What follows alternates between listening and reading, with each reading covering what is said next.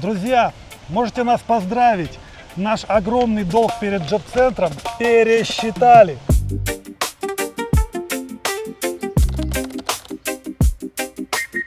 Мы не зря подавали возражения. Это возымело свое действие. И сейчас мы вам расскажем. Но прежде чем приступить к подробностям, для тех, кто первый раз на нашем канале, мы живем в Германии уже 3 года. Почти 2 года мы получали пособие от джоб-центра. Потом открыли ГВРБ, стали самозанятыми. И какое-то время джоб-центр нам еще доплачивал деньги, в то время как мы уже сами зарабатывали. И они нам переплатили какую-то сумму. И через год, после того, как мы уже совсем ничего не получали, они прислали нам долг в 8400 евро. Ну, этот долг, как вы понимаете, мы оспорили. И сейчас нам пересчитали по новой. И теперь у нас гораздо меньше сумма долга перед джоб-центром. Мы такого не ожидали. Надеялись на 300 евро максимум, но получилось гораздо больше. 3 месяца назад нам прислали первые 2 письма с тем, что мы, оказывается, джоб-центру должны 8400 евро. Это в сумме. Нам прислали 2 отдельных письма, Ладе отдельный счет и мне отдельный счет. И тогда мы были очень удивлены и расстроены, потому что сумма действительно большая. Мы выясняли, почему так получилось. Это была просто переплата. Они реально нам больше заплатили, чем нужно, хотя уверяли, что нет, вам возвращать не надо будет.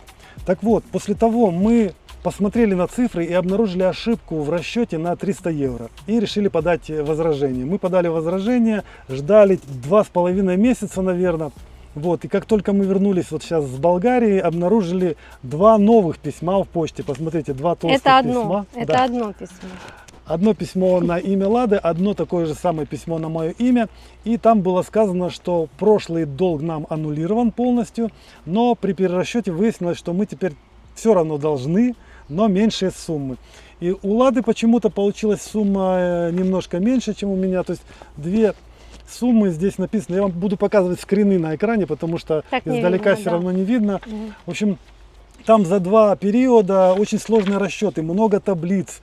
И мы вам просто, для того, чтобы не занимать ваше время долго, скажем, что Ладе насчитали, что она должна 3107 евро за один период и 181 евро за второй период. В сумме это будет, получается, 3200 евро приблизительно. А у меня немножко большая сумма, 3400, да, евро выходит. То есть, если наши 2 долга объединить, теперь у нас долг перед джоб-центром 6733 евро. Можете себе представить, кто бы мог подумать, мы просто были в шоке, когда это посмотрели, прыгали до потолка, потому что мы выиграли 1667 евро. Да. У нас теперь на такую сумму Обалдеть. уменьшился долг. Но теперь в этих письмах написано, что мы заплатить этот долг должны за 2 недели. То есть через 2 недели мы должны отправить 2 платежа отдельных и погасить этот долг. Но мы не можем такие суммы сразу выплатить, поэтому мы вчера целый день снова собирали пачку бумаг. Да, я делал выписки из своих банковских счетов за последние 3 месяца. Налоговую декларацию приложил расчет наших расходов на жизнь, то есть стоимость квартиры, стоимость страховки, ну, в общем, все вот эти обязательные расходы. И таблицу даже сводную сделал для них. Все, мы собрали 2 отдельных письма. Опять же, мы теперь отдельные письма посылаем в инкассо. И сейчас они у нас в машине лежат. Мы поедем и отправим эти письма в инкассо с заказными письмами по 4,15. И будем надеяться, что они нам дадут рассрочку. Мы просим рассрочку по 50 евро с человека, то есть 100 евро в месяц. Ну, не знаю, дадут ли нам такую рассрочку. Через 2 недели мы это узнаем и расскажем вам, что из этого получилось. И тут, конечно, еще, знаете, в чем сложность? Дело в том, что мы часто уезжаем из дому. И нам страшно прозевать, когда нам придут очередные письма и, скажем, требования с платежом, например. Да, мы можем просто попасть. Если мы, допустим, просрочим платеж, то у нас будут большие проблемы со штрафами, доказывая потом, что ты был в поездке. Мы очень благодарны джоб-центру за то, что нам давали деньги, во-первых. Джоб-центр меня покорил. Вот это вот, они просто себя переплюнули. Да. То есть все, что мы попросили нам как бы пересчитать, посмотреть, что это же мы это тратили и туда, и туда. Они все удовлетворили, все Да. буквально.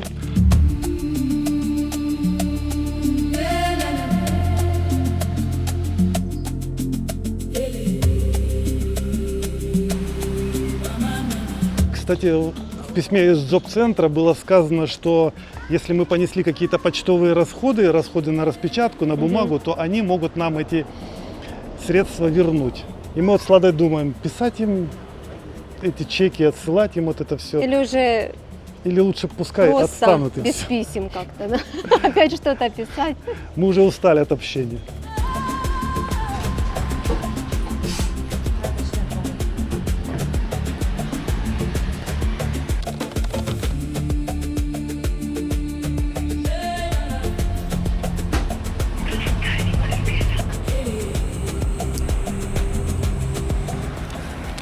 Так, 8 евро 30 центов и номер отслеживания.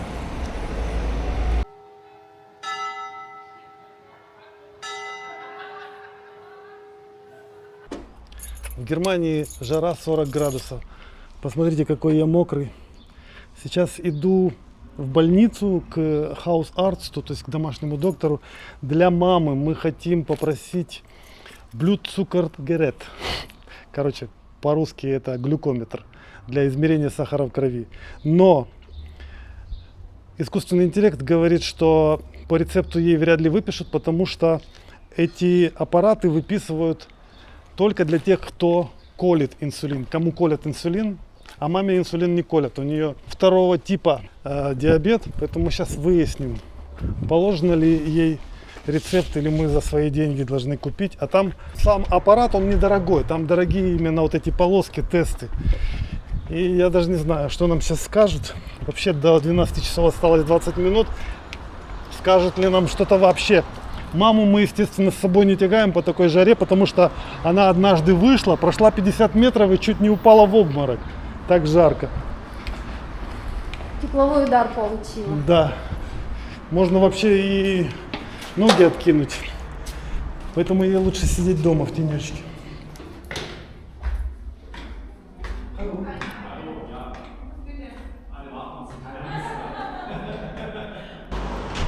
Ну что, как и ожидалось, нашей маме не положен рецепт, потому что ей не колят инсулин. Девушка уже даже принесла этот агрегат, который меряет сахар. А потом спросила, вы делаете уколы инсулина вашей маме? Я говорю, нет, только таблетки. Она говорит, ну тогда вы должны сами купить это все.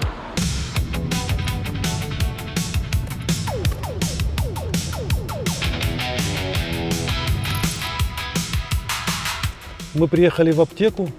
Здесь самая лучшая аптека у нас возле больницы.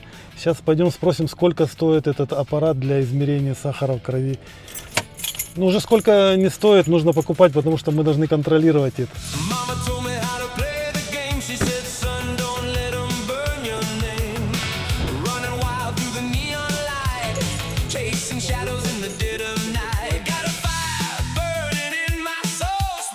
Друзья, в общем, нам в очередной раз повезло. В этой аптеке работает русскоговорящая девушка. Она нам все четко объяснила. Мало того, она нам дала этот аппарат бесплатно. Представляете, у них был один подарочный аппарат, который, ну, как бы шел бесплатно, и она нам его отдала. Ну, просто это какое-то чудо, смотрите. Такой аппарат стоит 9 евро, но нам достался бесплатно. Но здесь главный расход именно не в аппарате, а в том, что нужны стики. Такие специальные вещи, куда кровь набирают. Вот такие стики. И они тоже стоят дорого. То есть они стоят дороже, чем сам аппарат. Они стоят 29 да, евро. Вот эта коробочка стоит 29 евро, здесь 50 штучек. Вот. И все это нам, в принципе, обошлось в 29 евро. Да. Ну, мы еще купили, конечно, вот такую вот... Это салфетки салфетки для... Ну, там надо колоть палец, брать кровь. То есть это аппарат для того, чтобы колоть палец, брать кровь и измерять сахар в крови. Вот. Ну и такие спиртовые салфеточки для этого. Ну, еще и перекись на всякий случай. Потому что я всегда спрашиваю, всегда все-таки немки, я вечно забываю, как она называется, какая там процентов. Вот эта русскоговорящая девушка, я сразу, дайте перекиси, потому что ее очень редко. Она говорит, да, ее, ну, она редко в аптеках, почти нету, пошла, нашла, то есть... Немцы почему-то не пользуются перекисью. Да. Ну все, будем Представляете? маме измерять кровь, узнаем, сколько раз нужно измерять. Будем контролировать, потому что она отказалась от одних таблеток, которые ей прописал доктор, потому что они у нее вызывали бешеный жор. Она, да, сейчас она стала есть меньше, не стала так поправляться, даже похудела на 300 грамм. То есть мы отказались от таблеток, и она сразу стала сбрасывать вес. Да, но теперь мы не знаем, какой сахар у нее. В Европе стоит аномальная жара, и в Германии тоже. И это очень сильно чувствуется. Мы лично с Ладой сегодня 3 раза переписывали вступление к этому видео, потому что речь не шла. Солнце так жжет, что мы... Пришлось брать зонтик. Сейчас полдень, и посмотрите, на улицах нет людей практически, потому что такая жара, невыносимо ходить. Это какой-то ужас, как, знаете, вот ощущение, как ты зашел в баню, в парилку. Вот точно такое же, дышать нечем, пот течет, ты вот как бы в парилке и все время в парилке. Посмотрите, на окнах везде все жалюзи закрыты, вот. Да. Кстати, есть одна особенность Германии. Почему-то в Германии не распространены кондиционеры. Я лично, честно говоря, не выяснял почему, но мне кажется, из-за того, что они волнуются за фасады зданий, и как бы это нужны какие-то разрешения специальные. А может быть потому, что в таких домиках небольших обычно не так-то и жарко, достаточно прохладно. Вот в нашем домике, да, в нашей квартире. В нашей квартире спасение, друзья. Мы думали, она холодная, даже там замерзали, когда не было отопления, но летом в такую аномальную жару она просто, знаете, как погреб. Да, но даже сейчас, даже наша квартира сейчас прогрелась и в ней душно. В общем, на улице сейчас 42 градуса. Можете себе представить, везде бетон, как вы видите. Деревьев нет, зелени нет, реки нет. Зелень есть, но зелень вокруг, на горах, а на некоторых улицах вообще не дерево, поэтому... Камни накаляются, и это еще получается, если 42 градуса, ну, прибавьте еще какое-то энное количество градусов, то есть, ну, можно, вот, я думаю, можно жарить яйца спокойно. Ну, серьезно, реально я очень просто выношу жару обычно, но когда мы приехали из Болгарии, мы почувствовали большую разницу. Представьте, в Болгарии на море было не так жарко, чем здесь. Даже прохладно. Да, в Германии прямо среди города, потому что там ветерок, там море, там как-то... Пойдем в парк, жарко, просто, знаете, сердце начинает стучать, задыхаешься, это, конечно, ощущается очень сильно. Люди умирают. Мы видели в Штутгарте на вокзале женщина, в которой приехала скорая помощь и полиция. То есть она лежала, полицию вызвали, скорее всего, потому что... Освидетельствование ну, должно да, было. освидетельствование. То есть люди умирают уже в Европе 200 смертей. А про машину я вообще молчу. Я вчера вышел тоже днем, попытался сесть в машину, и я не мог до нее дотронуться. Она везде горячая, внутри вообще вся раскаленная. Я взял за руль, и руль долго держать нельзя было. Пока кондиционер... Можно обжечься. Да, пока кондиционер в машине не охладил ее, ехать невозможно. То есть вообще сейчас какое-то бедствие, знаете, наподобие потопа. Но посмотрите, позади нас площадка, детская площадка. Ни одного ребенка, все по домам сидят. И можно уточнить, что это суббота, это выходной день, обычно здесь куча детей. Посмотрите, что делают.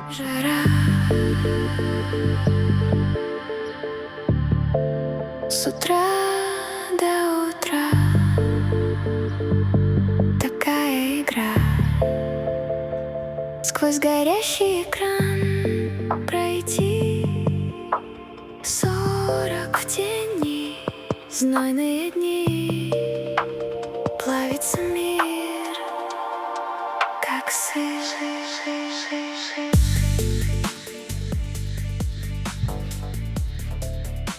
У нас дома как в темнице. Вот смотрите, в этой комнате ставни полностью закрыты, где мама ночует. В кухне тоже. Кухни везде. А у мамы здесь импровизированный кондиционер. Смотрите, супер кондиционер работает. И маме здесь не жарко. Сразу пару слов про кондиционер, как он работает. Это 2 холодных воды. Вообще... То есть лучше с морозилки, лучше эту воду заморозить в морозилке, а потом вот так вот подвесить с той стороны, где всасывается воздух. Да. И холодный воздух на маму гонит. Как вам, Ольга Лукинична? Прелесть, я довольна, ты что? Как на улице, мамусь? Ты ж там дыхать нечем, 50 градусов жарища. Ну ви ж Можно вийшли, выйти. чуть он в обморок не впали. Да 3 минуты идти невозможно. 3 минуты прошла и Мокро тепловой вся, удар, да? невозможно. Вообще ужас. Как будто бы в парилке, знаешь. Да, да. Но зато у тебя есть арбузик холодный, видишь, Да, можно А, охлаждаться. это хорошо. С морозилки. И едим мы окрошку. Ну, сейчас не буду я ее вытаскивать с холодильника. А Мы вообще уже под- почти съели мы её. уже ее съели. Если я буду готовить борщ, то у нас будет просто еще жарче. Поэтому мы делаем то, что можно есть вот не готовя. Вот окрошку мы придумали. Пишите в комментариях, что еще можно придумать такое приготовить в жару, чтобы не готовить. Мне О. кажется, воды побольше. Воды, Ольга Лукинична, Воды. пийте воду, пийте. Ой. О, ладно, нам картины не нужны. О, ничего себе, а ну давай посмотрим. Смотри, неплохая рамочка такая, в нее можно вставить какую-нибудь красивую картину. Володину, точно. И вот эти А вроде это тоже. что, это 3 картины? Ну да. Класс, смотри. Чуть-чуть потрепанные, конечно, Ага. но вроде ничего. Смотри, это море. Ой, это ты что? 3 картины целых. Мгм. Но они еще ничего. А, они просто были склеенные, наверное. Вот здесь Ага. на краю есть клей. Слушай, а они нам подойдут по цвету, наверное, большую комнату. Короче, забирай. Ты что, это... Представляешь, что такое Германия? А это стекло, да? Ага. Это пластик, но он как стекло. Так это даже лучше, он Ух биться ты, не с будет. креплениями, классная картина. То есть можно вешать картину. Сейчас пойдем, может, какая-то подойдет. Ничего себе. Вроде все новенькое. Это вообще, по-моему, нулевая штучка. Слушай, тут какое-то заветное место. В прошлый раз мы тут нашли клавиатуру. Надо почаще сюда приходить. Тут хорошие люди живут. Будем разбираться с этими картинами. Вот у нас есть такая почти со стеклом, но это не стекло, это что-то Пластик. пластиковое, какой-то пластик, да. И картина, по идее, должна подойти вот к этому размеру. Эта картина у нас без рамки висит, и ей нужна рамка как раз. Но стекло ей не нужно, потому что это масло. Сейчас мы должны определиться сначала, где какая будет висеть. Лада говорит, что вот эта картина может перейти к нам в комнату туда. А вот эта картина, это, кстати, одна картина, состоящая из 3 частей. Вот она так должна. Сейчас я найду. Это как- Оказывается, мы думали, это 3 картины, а это вообще одна. Смотрите, какая красота. Вот Вот такая так одна вот. картина. Да. Ну смотри, мне кажется, что по цвету она сюда может подойти. Вот я не знаю, давай попробуем. Возможно, я ошибаюсь. Например, вешание сюда. Да. Вот так вот. Видно? Ровно висит. Даже не знаю. Пошли давай, там. давай сейчас там попробуем приложить и приложить ту картину. Так сразу не поймешь. Хорошо. Мне кажется, везде будет хорошо. Тебе так кажется.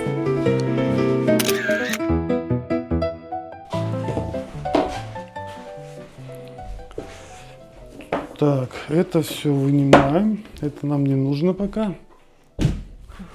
Так, рамочка хорошая, красивая, новенькая причем. Представляешь? Ощущение, что она никогда нигде не использовалась.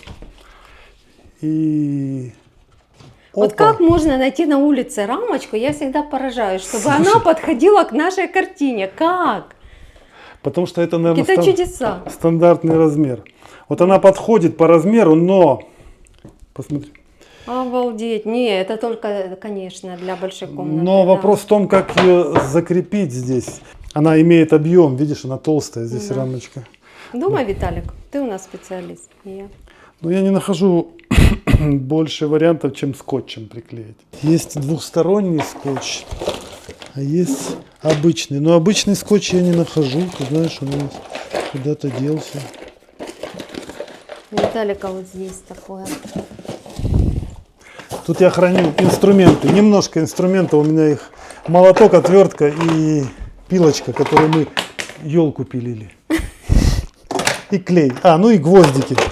С рамочкой, как она смотрится. Как цвет вообще Ой, рамки. вообще обалденно. С Не, она тут должна висеть. Друзья, говорите, как вам? Та картина лучше или эта?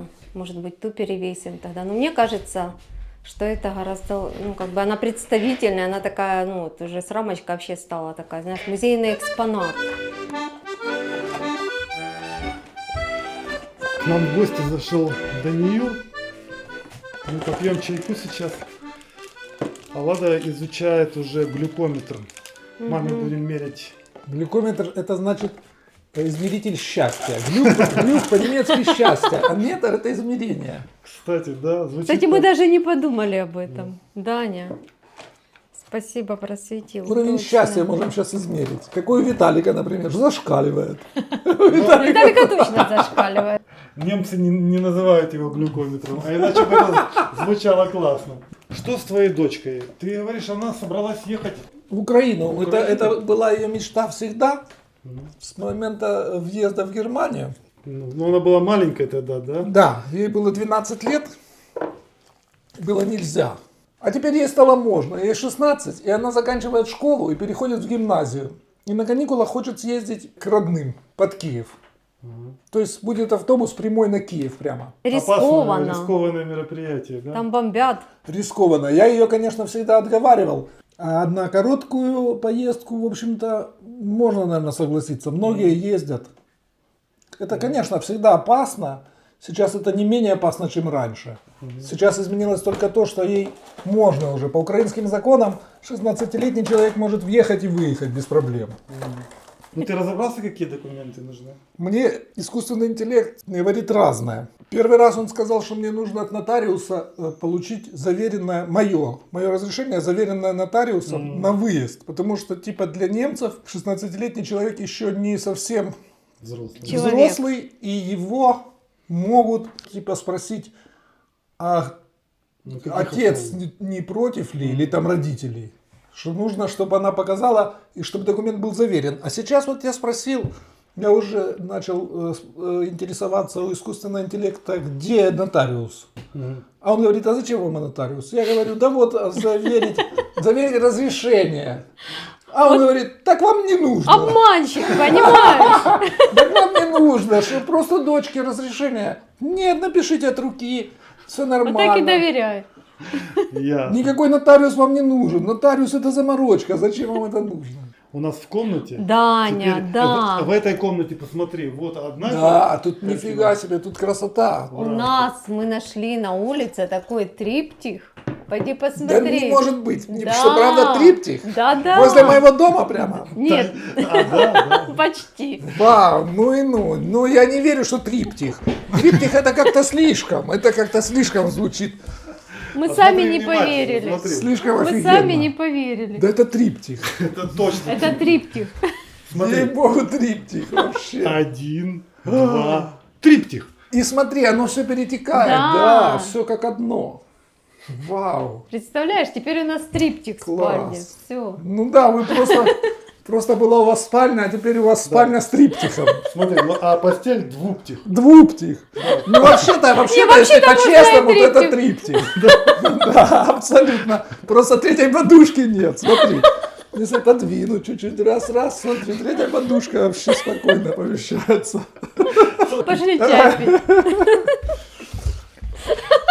Знатоки Ужас. искусства.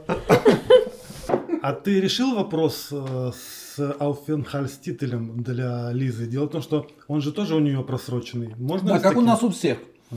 Я пошел, оформил для себя актуализацию этого титуля и для Лизы. А в смысле? Там две А девушки Так, что сидят. значит актуально? Они сказали, мы чип даже перепрошили. Мы сейчас И тебе тоже? чип будет показывать, что продлен. Да, то есть на самом пластике написана старая дата, да? Да. А Но внутри... если ты его приложишь к аппарату, пограничник идет, у него аппарат. Он к аппарату прикладывает, все. Там То есть и всё тебе нормально. так сделал? Да.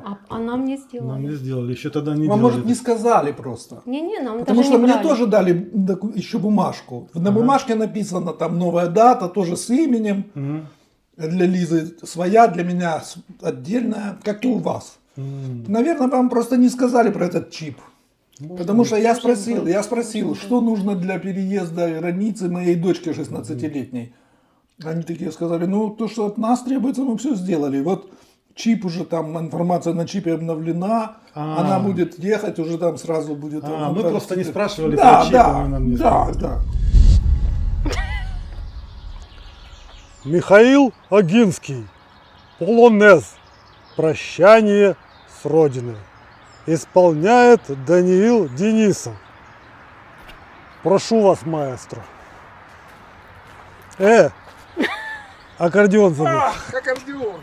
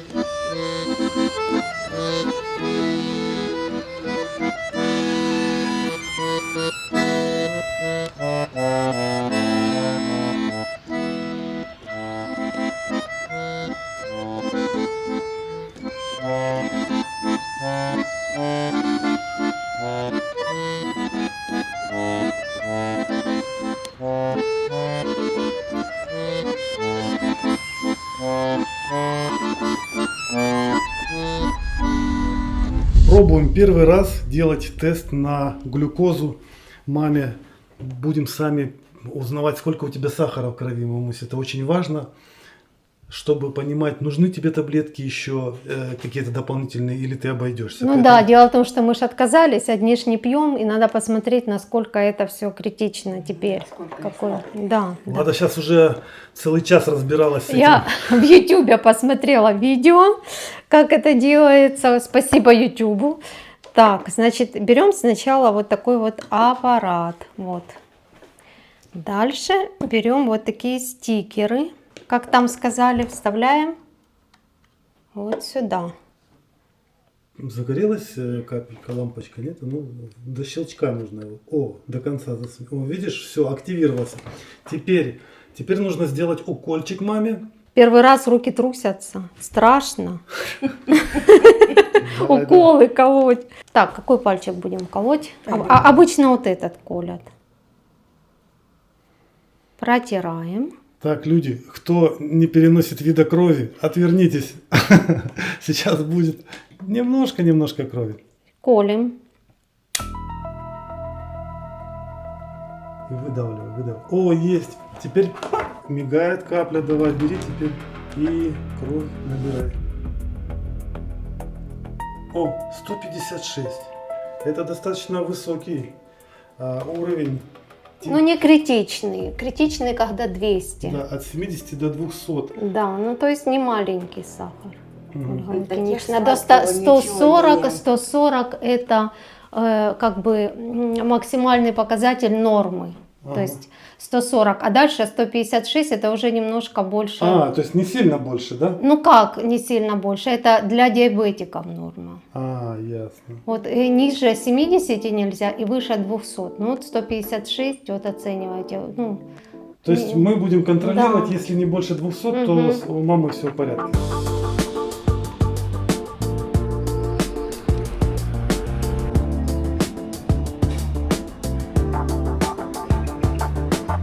В Болгарии 2 недели назад я полечил зуб и заплатил за это 143 евро. Мне дали документы для предоставления в немецкую страховую компанию. Вот здесь у меня эти документы. И сейчас я иду в АОК и хочу, чтобы АОК оплатила мне это лечение. Пока я не знаю, как они отреагируют. Посмотрим, сейчас им предоставлю все это. Может, всю сумму оплатят, может, какую-то часть. Может быть, они просто возьмут документы сначала и скажут: ждите, когда будет принято решение, вам сообщат. Поэтому я буду рассказывать вам по ходу действия, как это работает в Германии. То есть документ из Болгарии, чек с оплатой, и даже я взял чек с оплатой лекарства. То есть я покупал там еще антибиотик и пробиотик. И это тоже я хочу им отдать. 22 евро стоили лекарства. Посмотрю, как они отреагируют. Дело в том, что обычно по страховке в Германии мы здесь покупаем лекарства, назначенные доктором, за скидочную цену, по 5 евро обычно. 5 или 10 евро за упаковку. Вот я уже пришел к АОК. Вон там. Сейчас сложу камеру и пойду с ними пообщаюсь.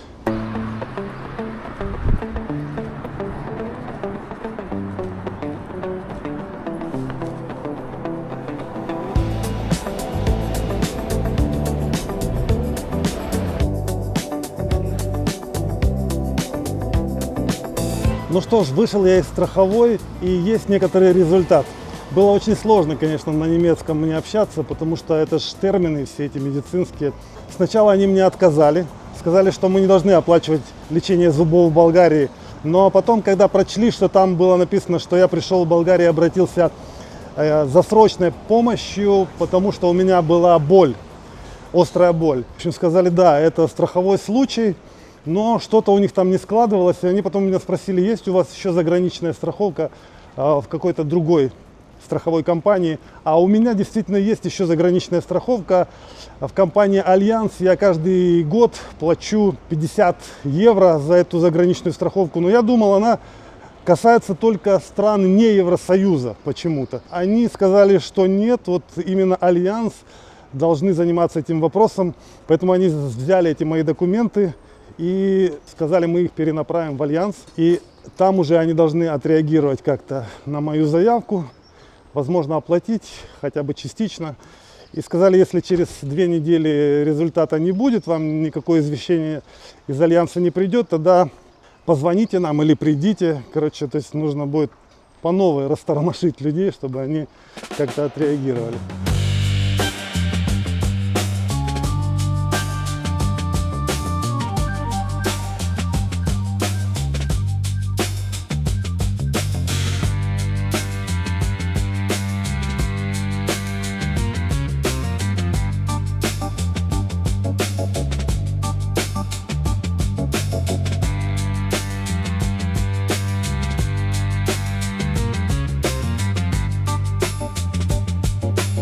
В Болгарии я полечил зуб, но я его не вылечил до конца. Я просто поставил дренаж и прошел курс антибиотика. И мне сказали, что я обязательно должен по приезду в Германию обратиться к своему лечащему зубному врачу. И вот я приехал в клинику и сейчас хочу записаться на лечение. Не знаю, сколько нужно будет ждать следующего приема, но попрошусь быстрее.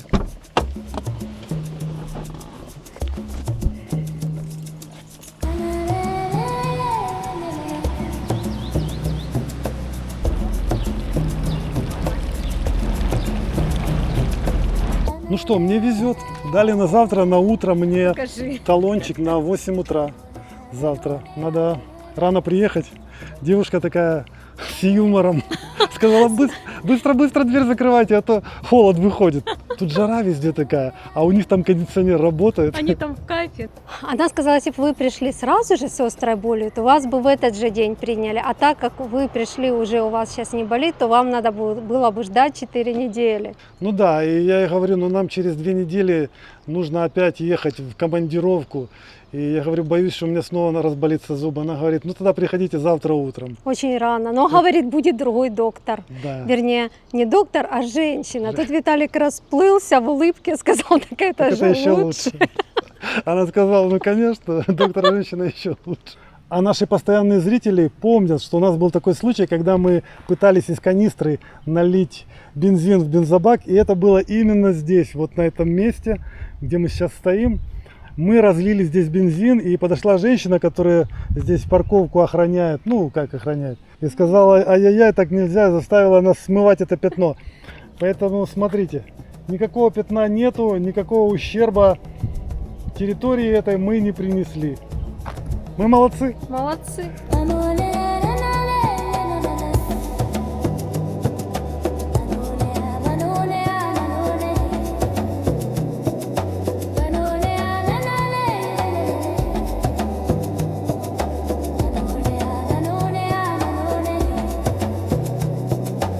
О, сколько. Мама навязала, пока мы были в Болгарии. Смотрите. Это детям нашим сказала передать в Польшу. Вот сыну, невестке, внучке. Вот. Спасибо. Хай носят. Вот. И такие игрушечки, посмотрите, новые уже связала Ольга Лукинична. И я так понимаю, это еще, да? Ну, Следующее. это следующее будет. А что это будет такое? Тоже вот такая вот матрешка, только другая одежда. Вот. Что-то. Кому нужны матрешки, обращайтесь. к Ольге Лукиничне. Ну, это я хочу... Брелочек на ключи. Очень, или на портфельчик куда-нибудь, да? Ну, Расскажите, зачем вы это делаете? да. Ну, честно, расскажите. Ну, время свободное есть. Это одно. А еще? Не буду. Ну, скажи. Давай, ладно, я расскажу. Расскажи сама. Под домом у нас есть такой ларечек, в котором продаются всякие мороженое, там какие-то вкусняшки, напитки. И хозяин, когда мама рядом проходит или там сидит рядом, дарит маме какую-то вкусняшку. Вот, и Ольга Лукинична уже несколько раз подарила ему такие подарочки. Потом в один момент приезжают его, как бы, наверное, родственники, и приносят маме сумку с чем-то. И на немецком говорят, но она ничего не поняла, в общем, и сказала: «Найн». Я говорю: «Почему найн? Надо брать, пока дают». В общем, это очередной им подарочек, да? Ну да. Но мама не взяла подарочков, она только вкусняшки берет. Так. Да. Неудобно ж брать. А там тоже, наверное, продукты были в этой сумке? Или ты не Ну смотрела? да, там, скорее Там всего, да. там что-то, напитки какие-то, Ну. Это, семечки, А, потом что-то вкусняшка такая упакована. Оно все упаковано, я не успела. Ну, короче, рассмотреть. сумка чего? они же хотели тебе хорошо сделать подарок. Но я им готовлю еще вот, это самое. Мама же подарила им такую Ну, я рад. классную Слушай, ну куколку. пусть это не полноценное общение, да, но общение. И я так понял, этот человек, он хоть и по-немецки говорит, но это турок. Они здесь турецкий квартал, По-моему. и они турки. Я знаю, кто держит эти ларьки автоматические. Это турки. По-моему, ну я ж языка не знаю, общаться не могу. Он меня угощает, я же должна отблагодарить его. А чем? Ну, что игрушку Ну да, связала. поэтому игрушек у нас У них есть все, много. кроме вот Кроме игрушки этого, моей. да. Кроме игрушек. Все есть, кроме игрушек. Поэтому Ольга Лукинична Может- снабжает игрушками. Может, людей. и игрушки в них есть, но таких, как я делаю. Да, конечно, это же эксклюзив.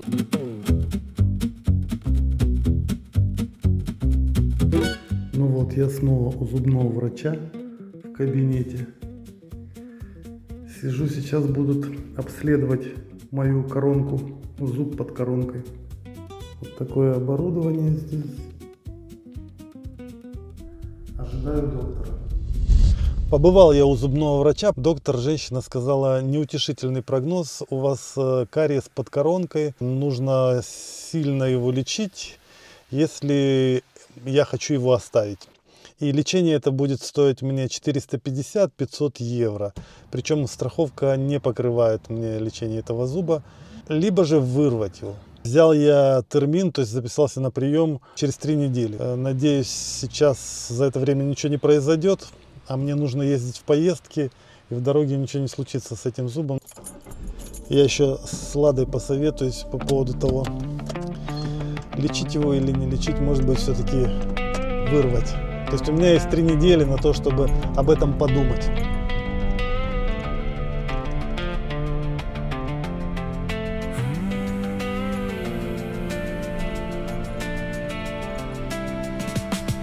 Если бы я мог выбирать, я не стал бы миллиардером. Счастье не купить, не продать, я в такое счастье не верю. Я не съем все вкусной еды, не смогу полюбить всех женщин. Деньги не спасут от беды и не уберегут от морщин. Но маленький Peugeot 206 обязательно нужно иметь, чтобы ты однажды мог сесть и как есть умчать куда-нибудь к морю.